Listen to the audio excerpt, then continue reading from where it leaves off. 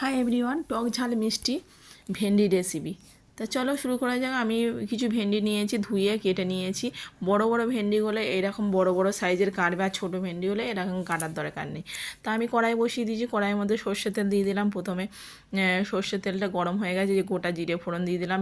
তারপরে ভেন্ডিগুলো ভেজে নিলাম নুন দিয়ে ভালো করে ভেজে নেবো। একটু লাল লাল মতন হয়ে যাবে, তখন হচ্ছে কি ভেন্ডিগুলো যেন হয়ে যাবে এরকম লাল লাল সাইজের হয়ে যাবে, তখন ভাববে ভেন্ডিগুলো হয়ে যাবে। ভেন্ডিগুলো যেন গোটা গোটা থাকে এরকম হবে।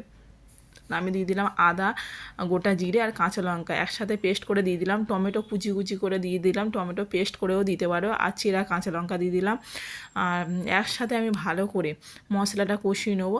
আর একটু হালকা চিনি দিয়ে দিলাম, দিয়ে একসাথে ভালো করে মশলাটা কষিয়ে নেবো। কষিয়ে নেওয়ার পরে আর তেলটা একটু বেশি পরিমাণে দেবে, তেলটা দিলে ভালো লাগে। আর ঝাল একটু দেবে, ঝাল দিলে ভালো লাগে। এটা ওই জন্য টক ঝাল মিষ্টি ভেন্ডি রেসিপি।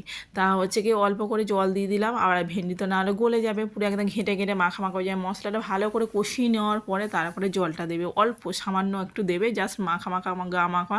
এটা রুটি দিয়ে খেতেও ভালো লাগে। আমার হয়ে গেল টক ঝাল মিষ্টি ভেন্ডি রেসিপি। এটা রুটি দিয়েও ভালো লাগে, গরম গরম ভাতের সাথে সার্ভ করো, খুব সুন্দর লাগবে, অসাধারণ। নিরামিষ দিনে এইরকমভাবে ভেন্ডি রেসিপি করে খাও, আর একদম মুখে লেগে থাকবে। একবার খেলে বারবার করে খেতে ইচ্ছা করবে। কেমন লাগলো জানিও বন্ধুরা। Bye bye.